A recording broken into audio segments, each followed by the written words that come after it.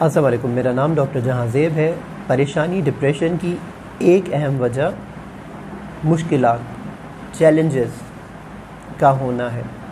کئی بار ہم سب روزانہ اپنی زندگی میں کئی چھوٹے بڑے چیلنجز کا اور مشکلات کا سامنا کرتے ہیں۔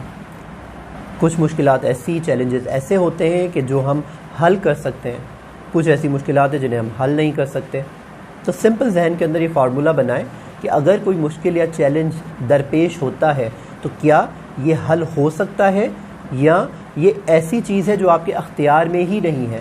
تو اگر کوئی چیز آپ کے اختیار میں نہ ہو، جو آپ حل نہ کر سکیں، تو اس چیز کے لیے پریشان ہونا ایک بے وقوفی ہے۔ دوسرا، اگر کوئی چیز، کوئی پرابلم، کوئی مشکل آپ حل کر سکتے ہیں تو اسے حل کرنے کے راستے ڈھونڈیے۔ مخلص دوستوں سے ملیے، پیاروں سے ملیے، ان سے مشورہ کیجیے۔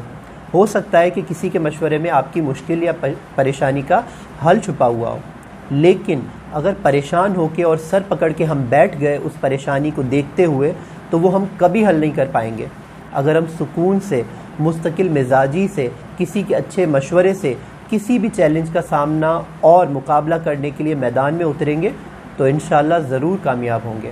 تو مشکلات سے، چیلنجز سے پریشان ہونا نہیں، بلکہ ذہن کے اندر ان کا سولوشن سوچنا ہی ان کا حل ہے، اور وہ چیزیں جن پہ آپ کا اختیار نہیں ہے ان کے لیے پریشان ہونا عقل مندی نہیں۔ شکریہ۔